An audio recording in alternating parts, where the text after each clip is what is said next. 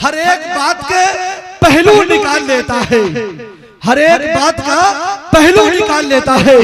मैं कुछ कहूं तो तराजू निकाल लेता है, और वो फूल तोड़े मुझे इस पे एतराज नहीं, वो फूल तोड़ के खुशबू निकाल देता है। अस्सलामु अलैकुम व रहमतुल्लाहि व बरकातुहू।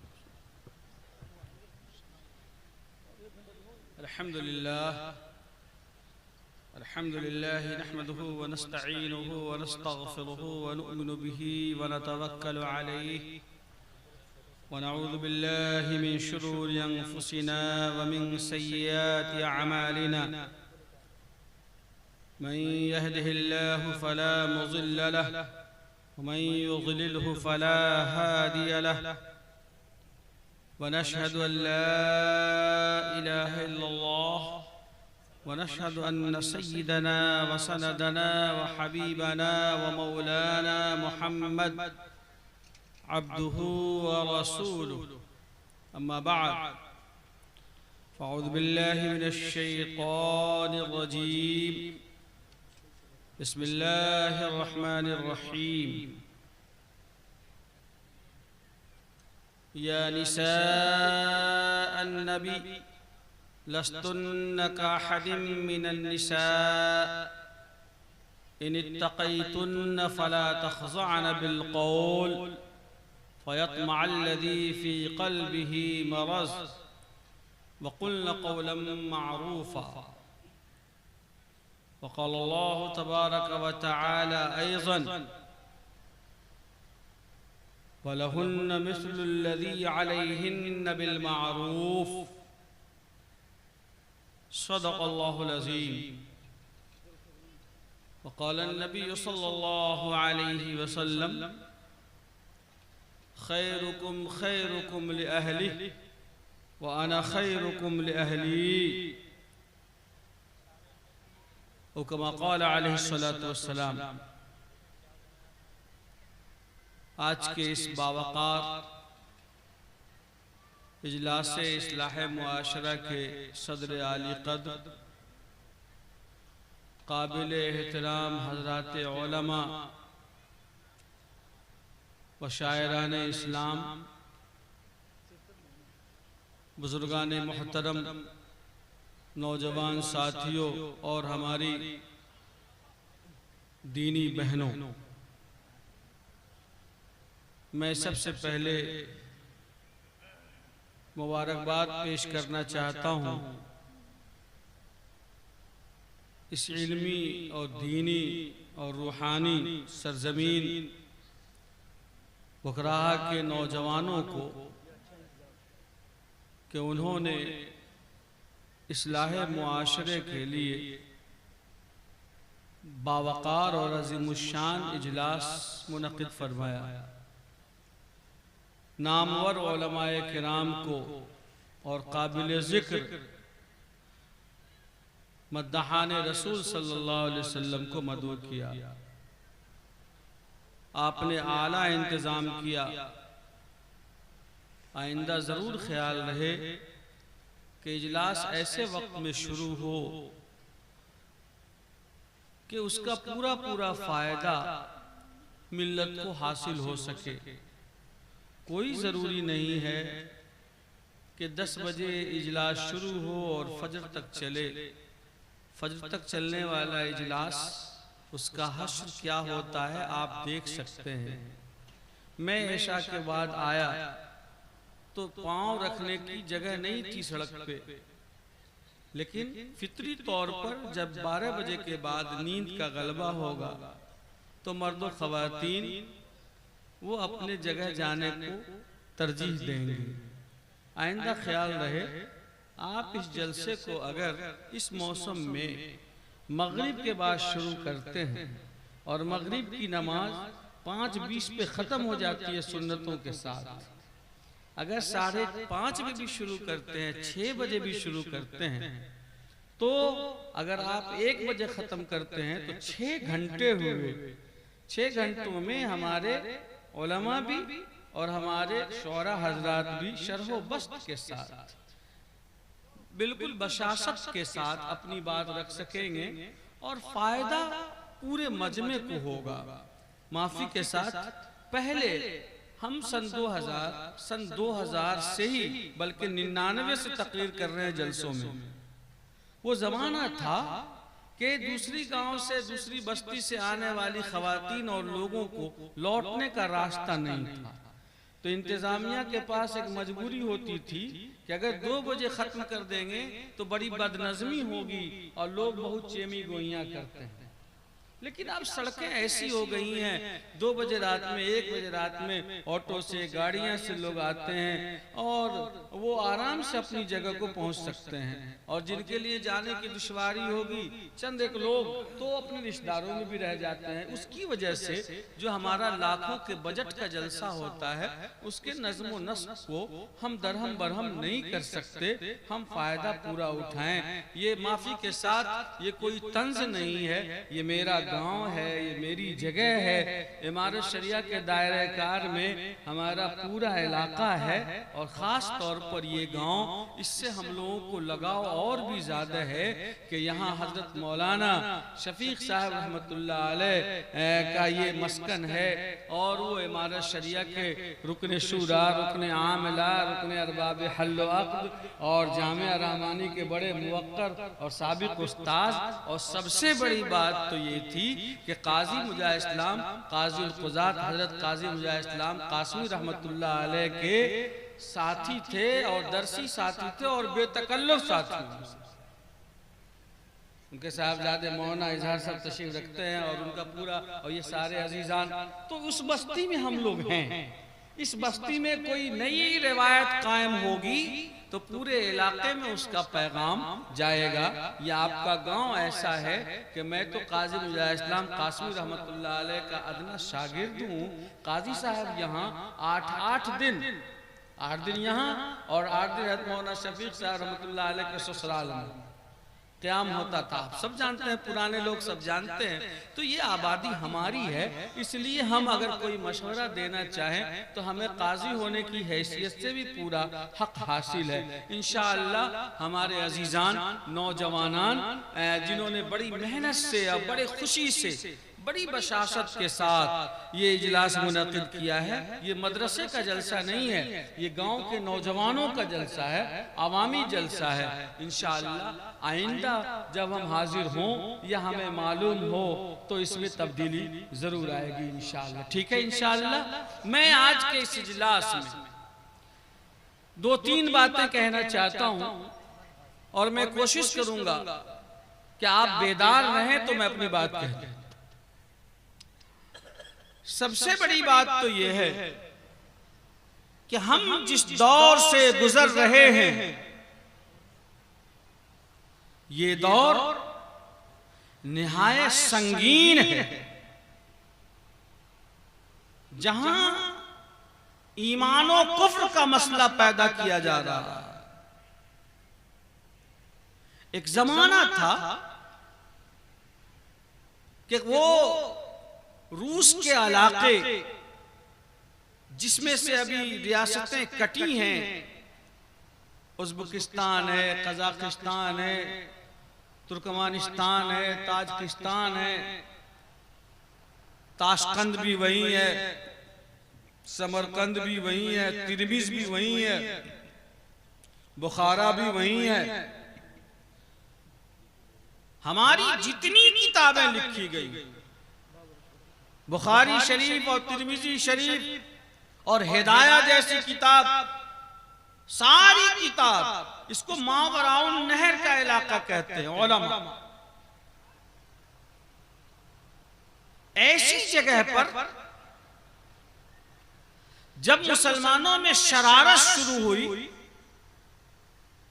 तो अल्लाह ताला ने कम्युनिस्टों को, बददीनों को, जिनका कोई दीन और धर्म नहीं, उनको मुसल्लत किया और नौबत यहां तक पहुंची कि नमाज पढ़ना तो दूर की बात, मदरसा चलाना तो दूर की बात, तकरीर करना तो दूर की बात, ला इलाहा इल्लल्लाह मुहम्मदुर रसूलुल्लाह का पाक कलेमा और ये कलमे तय्यबा भी किसी की जबान से निकलना जुर्म था।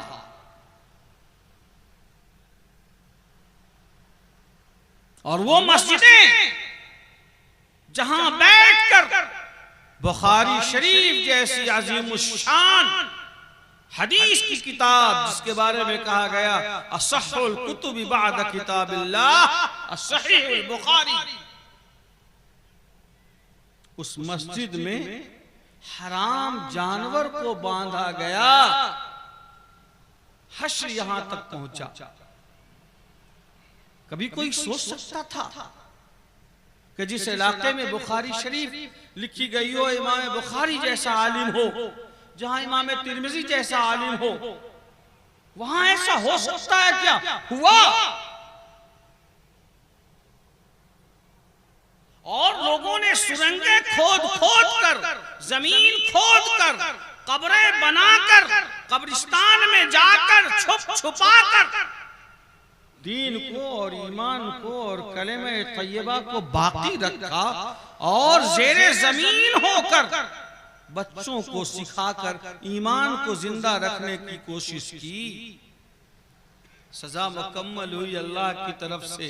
एक बार फिर वहां इनकलाब आया और जब रूस का सिक्का जवाल पजीर हुआ और वो टुकड़ों में तकसीम हुआ, तो दोबारा फिर अल्लाह ने वो आजाब का मजा चखाने के बाद अपनी मस्जिदों को आबाद कराना शुरू कर दिया है। मदरसे आलिशान कायम होने लगे हैं, मसाजिद आबाद होने लगी हैं, हज बैतुल्लाह में लोग जूक दर जूक जाने लगे हैं।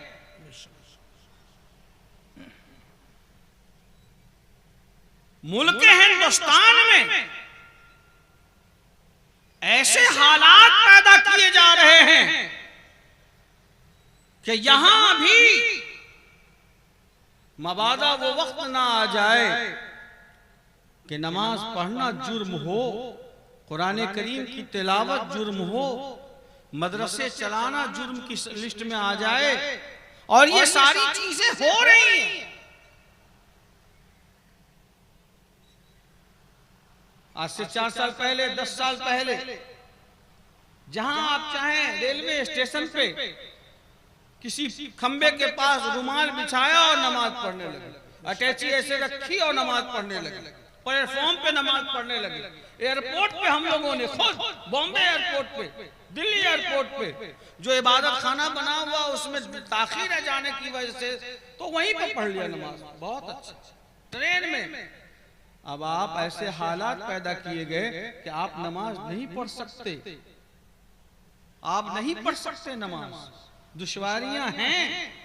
यही नहीं, मुसलमानों को दीन बेजार करने के लिए उनकी मस्जिदें, उनके मदरसे, उनके कब्रिस्तान को छीनने की जो नापाक कोशिश की गई है और गवर्नमेंट उस पर अड़ी हुई है कि वक्फ की जायदाद से मुसलमानों को महरूम कर दिया जाए, इसलिए कि मदरसा भी वक्फ में है, कब्रिस्तान भी वक्फ में है, ईदगाह भी वक्फ में है, खानका भी वक्फ में है, फला और फला जो चीज है वो भी वक्फ में है, सारी चीजें वक्फ में है। गवर्नमेंट कहती है कि अगर उसका कागज नहीं है तो वो वक्फ नहीं है। शरीयत कहती है कि वक्फ होने के लिए कागज बनाना जरूरी नहीं है। एक मुसलमान ने जबान से कह दिया कि ये वक्फ है तो वक्फ है।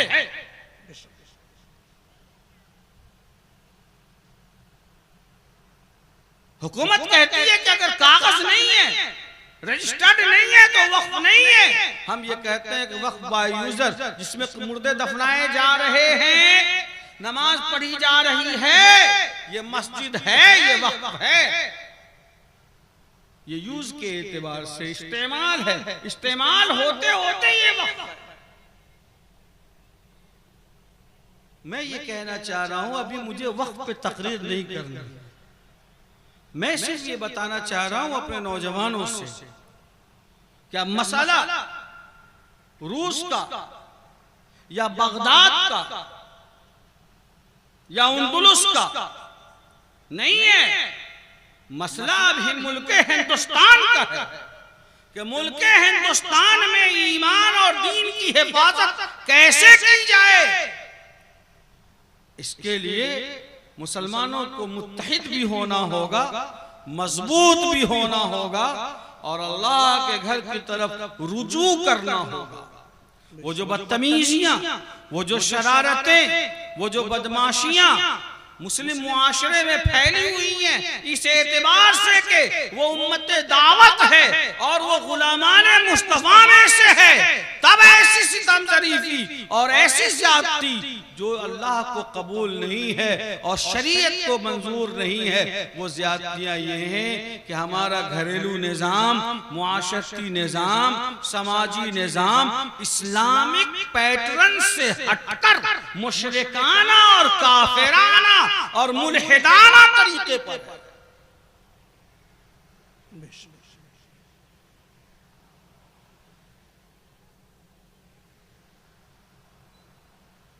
एक मुसलमान के यहां वो सारी चीजें रवा हैं जो एक मुशरिक के यहां, एक मुल्हिद के यहां, एक बद्दीन के यहां।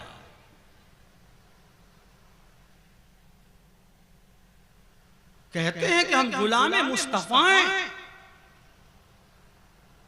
कहते हैं कि हमारा नाम अब्दुल्ला है, हमारा नाम अब्दुल रहमान है, हमारे नाम के आगे लगा हुआ है मुसलमान, हमारे नाम के साबिका और लाहिका यानी आगे या पीछे अहमद और मोहम्मद लगा हुआ है।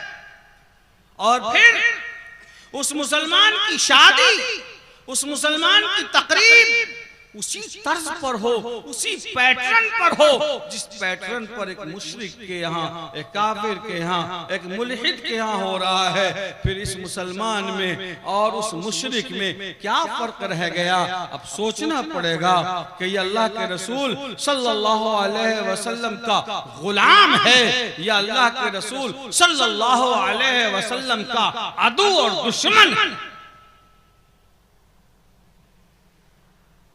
तकरीरें होती हैं, कहते हैं सब, एक एक मुसलमान को अपने बारे में सोचना है कि हम क्या हैं और हमें अपनी जात से कैसे शुरू करना है। नहीं फलना आदमी कर रहा है सो, मौली इजहार कर रहे हैं सो, मौना मरगूब कर रहे हैं सो, अरे मियां छोड़ो उसे। आप मुसलमान हो, आप मुसलमान हो, आप मुसलमान हो, हम मुसलमान हैं। हम अपनी जात से शुरू करेंगे, हम अपने नफ्स का मुहासबा करेंगे। हम दूसरों के लिए खाता बही लेकर नहीं बैठे हुए हैं कि फलां क्या कर रहा है, फलां क्या कर रहा है। हम अपने बारे में खुद जवाबदेह हैं, अपनी फैमिली और अपने अजीजान और अपने घर वालों के बारे में जवाबदेह हैं, बाद में कौम के बारे में जवाबदेह हैं। अला कुल्लुकुम राइन व कुल्लुकुम मसऊलुन अन रइयतिही। हर शख्स अपने बारे में जिम्मेदार है और अपने अपने मातहत और जेरे विलायत लोगों के बारे में जिम्मेदार है। उसके बाद उससे उसकी जिम्मेदारी के बारे में जरूर सवाल किया जाए। अब नौजवानों की हालत देखो, हाथ में धागा है तो हाथ में कड़ा है तो कान में बाला है और कहते हो कि हम मुसलमान हैं।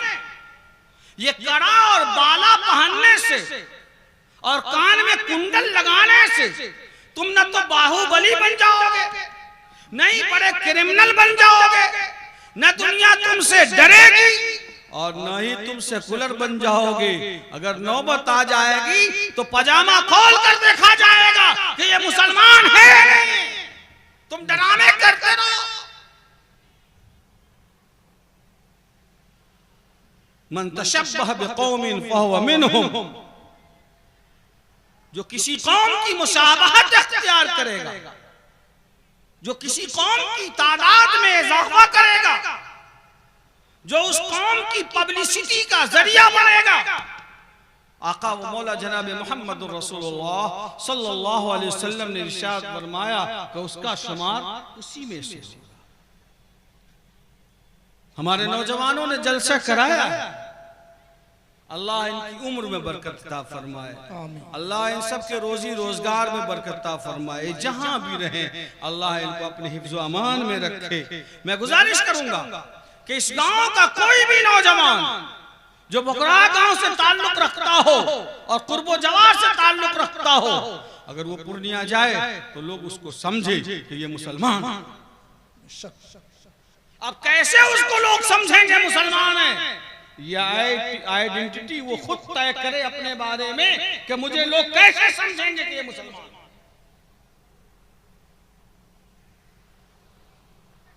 अल्लाह ने इसी में इज्जत रखी है। इन्नल इज्जत लिल्लाहि व लिर्रसूल व लिलमुमिनीन। अल्लाह ने इसी में इज्जत रखी है।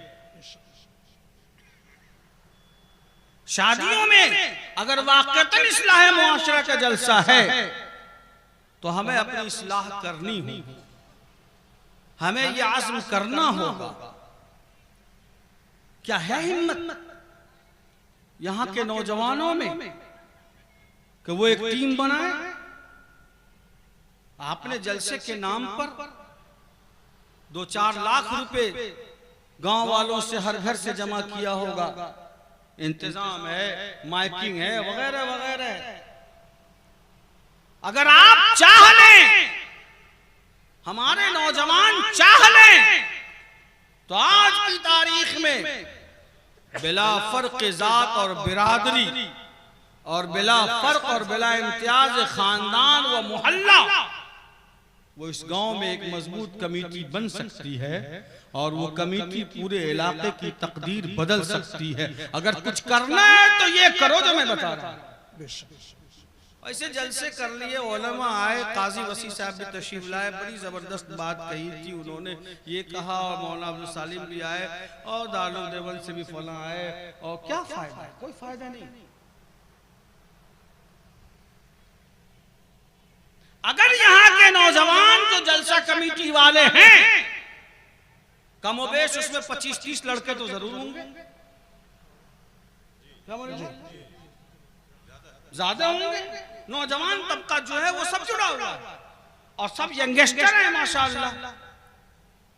22 साल, 20 साल, 18 साल, 2/3 उसमें अनमैरिड हैं और 1/3 1/3 उसमें मैरिड, और 2/3 ऐसे हैं जो गैर शादीशुदा हैं। 22 साल 23 साल के नौजवान हैं जो हमें लाने भी गए थे कुछ, और देखा हमने जो रजाकार वगैरह थे। अगर आज का ये जलसा जिसमें हम सब बैठे हुए हैं, डॉक्टर साहब, अगर इसको तारीखी बनाना है, अगर इसको वाक़तन एक अहद साज जलसा बनाना है,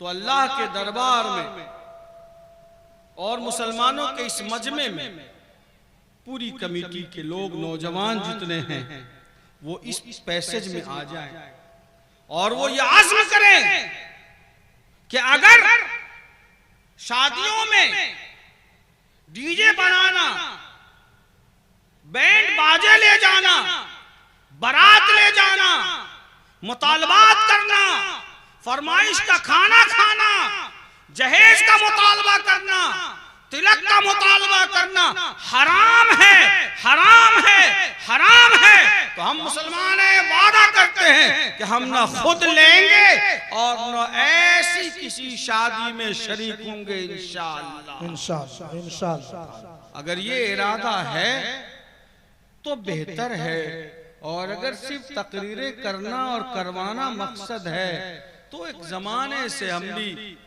तकरीबन 25 सालों से आना जाना लगा हुआ है।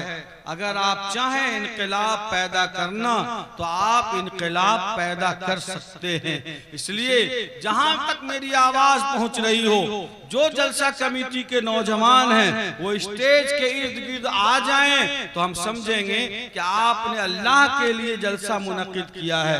और अगर आप भागते रह जाएंगे हमारी बात को सुनकर तो नतीजा आपके सामने होगा। मैं ये कहूंगा कि आप ये इंतजार न करें कि पूरा पूर्णिया जिला सुधर जाएगा तब हम अपने अंदर तब्दीली पैदा करेंगे। नो, ये चलने वाला नहीं।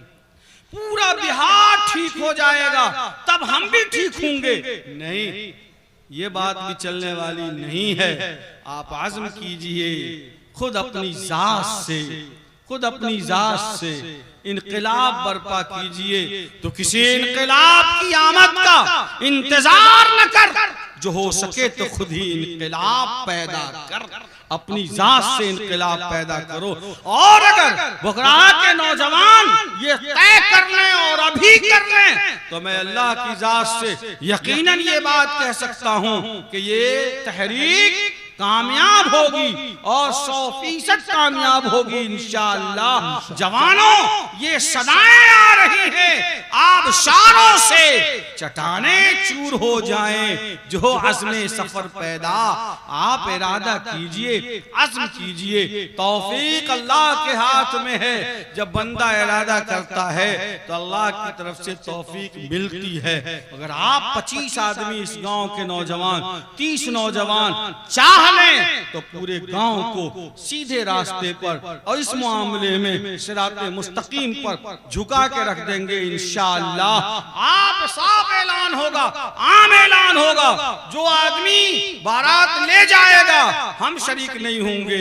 अगर आप ये तमाशा करोगे तो हम, आप चाहे मेरे चचा हो, चाहे मेरे भाई हो, मेरे बहनोई हो, मेरे फूफा हो, मेरे खालू हो, हम आपकी तकरीब में शिरकत नहीं कर सकते, इसलिए कि इससे हमारी बेटियां तबाह हो रही हैं। आप कहने को कहते हैं बहुत सारे सियासी रहनुमाओं की दुकान इस पे चल गई कि सीमांचल के इलाके की नौज़ुबिल्लाह बेटियों को बाकायदा एक्सपोर्ट किया जाता है, दुकान चली उनकी।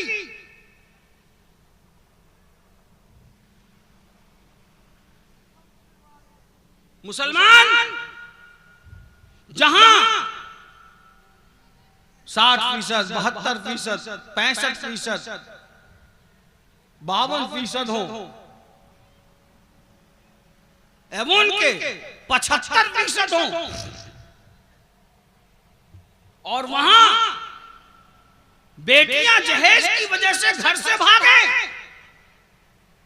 वहां बेटियां निकाह के बाद जहेज का मुतालबा पूरा न होने पर वो गैर लोगों के साथ चली जाएं। बेगैरती है मुसलमानों। हम जैसे लोगों को तो मुंह रगड़ के मर जाना चाहिए और कहते हैं कि मुसलमान हैं। या आधा तीतर और आधा बटेर का तमाशा अच्छा नहीं है। या अय्युहल्लज़ीना आमनू उदखुलू फिस्सिल्मि काफ़ा, ऐ ईमान वालो मुकम्मल तौर पर इस्लाम में दाखिल हो जाओ। आधा इधर और आधा उधर, ये धंधा पानी ठीक नहीं है। अल्लाह को धोखा देते हो, मकर करते हो, खुदा से दजल करते हो। दुरंगी छोड़ दे, यकरंग हो जा, सरासर मोम हो या संग हो जा। ये दो रुखी पॉलिसी और डबल रोल अल्लाह को पसंद नहीं।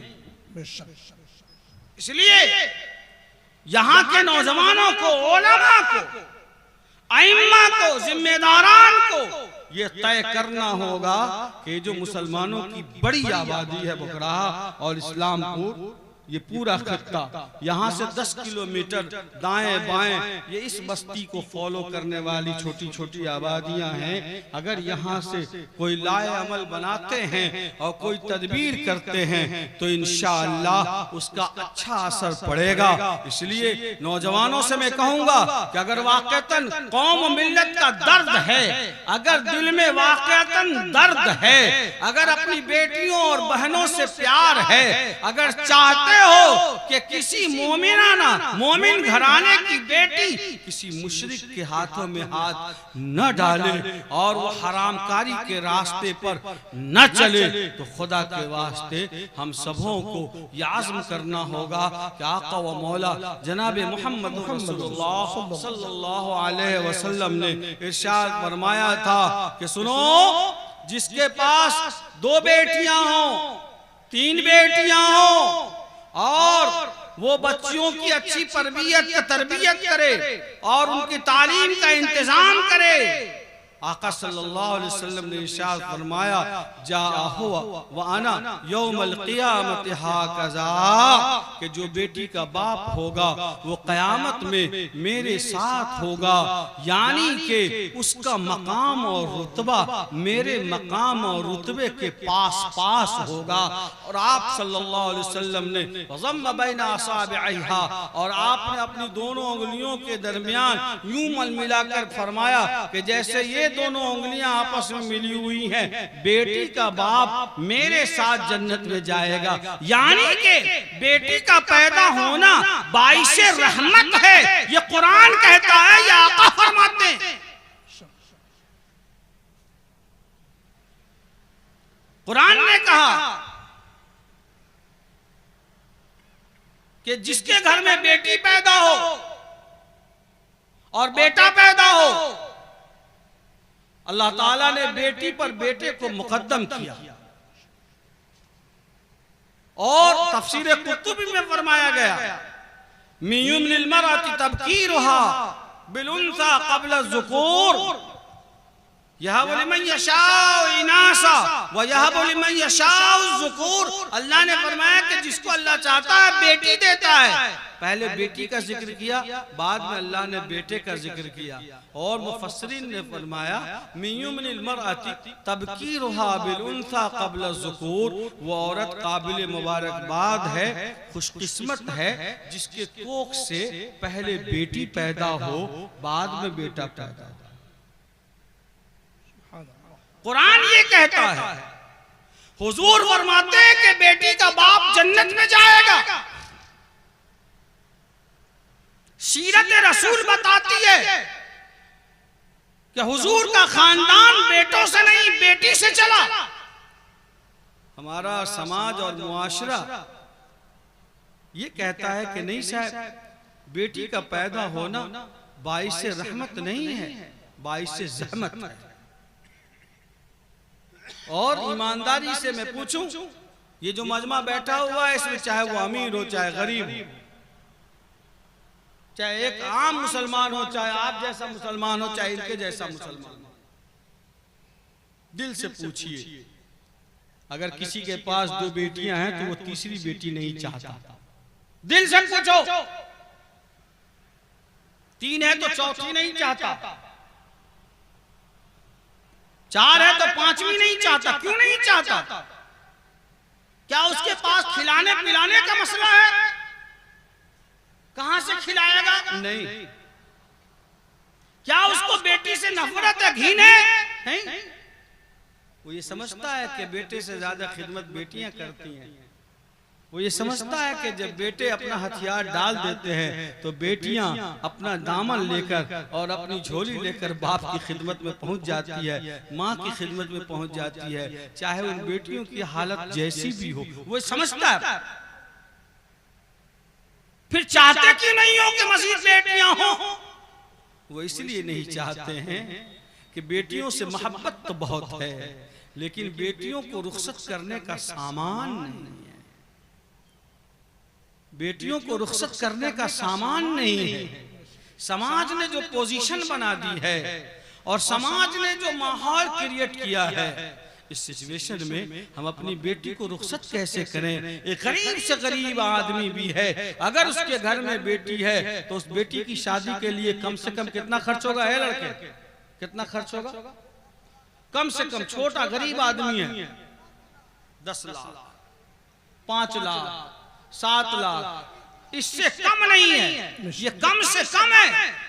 अब वो आदमी जो हंसुआ फरोश आदमी है, वो आदमी जो दिल्ली कलकत्ता में रिक्शा खींच रहा है, वो आदमी जो बेंगलोर में गिलास मांज रहा है, वो आदमी जो कलकत्ता में प्लेट धो रहा है, आप पहुंच जाए देख, वो आदमी जो लुधियाना में जाके मजदूरी कर रहा है, वो पंजाब में जो धान रोप कर आता है, वो आदमी किसी तरह से अपना परिवार चला रहा है। 3-3 बच्चियां हैं जो जवान हैं, एक बेटे की शादी में कम से कम 5 से 7 लाख रुपए खर्च हैं। किस बात में खर्च है? इसलिए खर्च है कि ये मुसलमान कहता है कि मटन खाएंगे, ये बेटा वाला कहता है कि हम बुलेट लेंगे,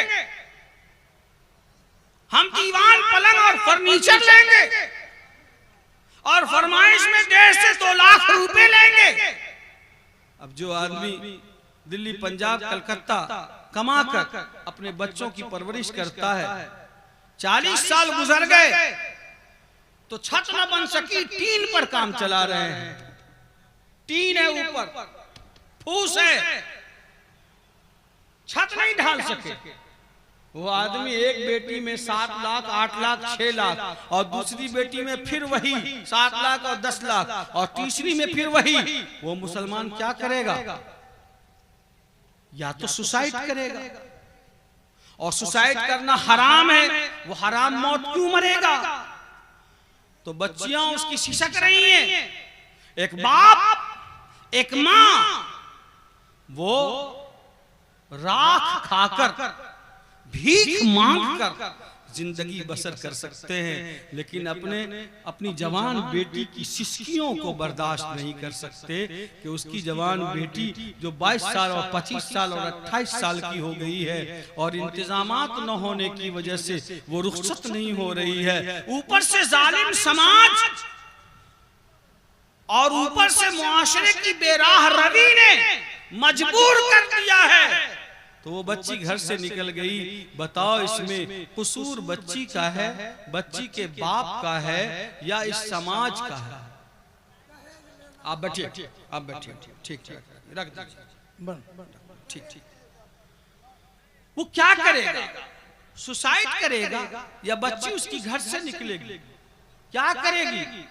इस समाज के ऊपर मैं छोड़ता हूं कि आप सब जितने यहां हैं, वो हमारी जैसी शक्ल सूरत वाले हों या आम मुसलमानों जैसी हों, चाहे वो बारिश हो या बेरिश हो, अगर मुसलमान हैं, अगर दिल में ईमान है, तो हर आदमी अपने दिल पर हाथ रखकर सोचे कि जुर्म किसका है? क्या बेटी की गलती है या उसके बाप की गलती है या हम सब की गलती है? कौन मुजरिम है इस समाज? इस हालत का मुजरिम कौन है? ये पूरा समाज मुजरिम है।